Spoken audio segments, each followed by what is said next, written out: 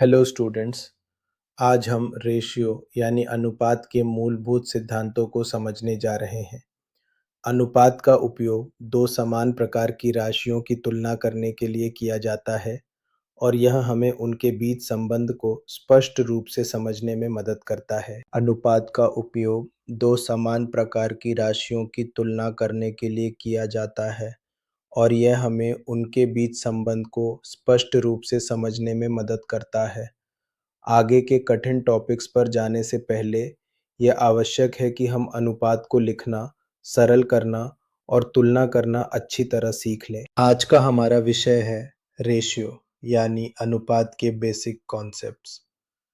ये अध्याय आगे आने वाले कई टॉपिक्स की नींव है, इसलिए इसे ध्यान से समझना बहुत ज़रूरी है। अनुपात हमें ये बताता है कि एक मात्रा दूसरी मात्रा की तुलना में कितनी है। यह दो समान प्रकार की राशियों की तुलना करता है, जैसे अंक, वजन या दूरी। यदि हमारे पास दो राशियां a और b हैं, तो हम कहते हैं a का b से अनुपात। मान लीजिए दो विद्यार्थियों का वजन 40 किलोग्राम और 60 किलोग्राम है, तो हम कहेंगे अनुपात है 40 से 60। इसका मतलब है कि पहले विद्यार्थी के हर 40 यूनिट वजन के मुकाबले दूसरे के पास 60 यूनिट वजन है। यह केवल संबंध बताता है, वास्तविक मान नहीं। अनुपात का उपयोग तुलना करने के लिए किया जाता है, बिना वास्तविक मान बताए। यह अंक, कीमत, दूरी और गति जैसी कई स्थितियों में उपयोगी होता है।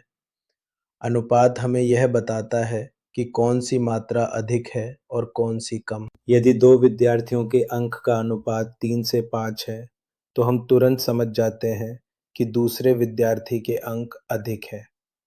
हमें वास्तविक अंक नहीं पता, लेकिन तुलना स्पष्ट हो जाती है। यही अनुपात की सबसे बड़ी विशेषता है। अनुपात को 3 तरीकों से लिखा या बोला जा सकता है। पहला, अ रेशियो बी। दूसरा, अ डिवाइडेड बाय बी। तीसरा, ए टू बी।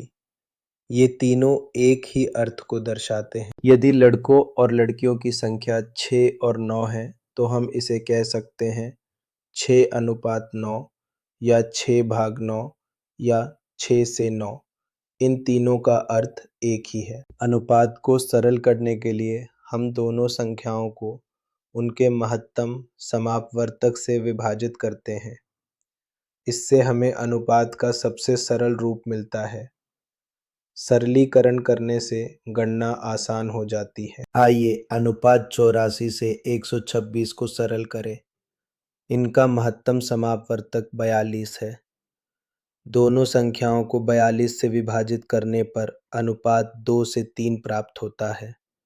यह इसका सबसे सरल रूप है। समतुल्य अनुपात ऐसे अनुपात होते हैं जो देखने में अलग लगते हैं, लेकिन उनका संबंध समान होता है। ये दोनों संख्याओं को एक ही संख्या से गुणा या भाग देकर बनाए जाते हैं। मान लीजिए अनुपात 3 से 4 है। यदि हम दोनों को 2 से गुणा करें तो 6 से 8 मिलेगा। यदि 3 से गुणा करें तो 9 से 12 मिलेगा। ये सभी एक ही अनुपात को दर्शाते हैं। दो अनुपातों की तुलना करने के लिए हम क्रॉस गुणा विधि का उपयोग करते हैं। इसमें हम पहले अनुपात की पहली संख्या को दूसरे की दूसरी संख्या से गुणा करते हैं और इसी तरह दूसरी संख्या को पहले की दूसरी संख्या से गुणा करते हैं। जिसका परिणाम बड़ा होता है, वही अनुपात बड़ा होता है। 5 से 7 और 6 से 9 की तुलना करें। 5 गुणा 9 इसको 45, 7 गुणा 6 इसको 42। चूंकि 45 बड़ा है, इसलिए 5 से 7 बड़ा अनुपात है। जब किसी संख्या को दिए गए अनुपात में बांटना हो, तो हम सूत्र का उपयोग करते हैं। भाग इवल को कुल राशि गुणा अनुपात का पद भाग कुल पदों का योग। यह विधि साझेदारी और मिश्रण के प्रश्नों में बहुत उपयोगी है। 900 को 2 से 3 के अनुपात में बांटें। कुल भाग इवल को 5। पहला भाग इवल को 900 गुणा 2 भाग 5 इवल को 360 दूसरा भाग इवल को 900 गुणा 3 भाग 5 इवल को 540। तो छात्रों, आज हमने अनुपात के मूल सिद्धांतों को समझा। इन सभी अवधारणाओं का अभ्यास करना बहुत जरूरी है, क्योंकि यही आगे के टॉपिक्स की नींव है। Thank you students. जय हिंद।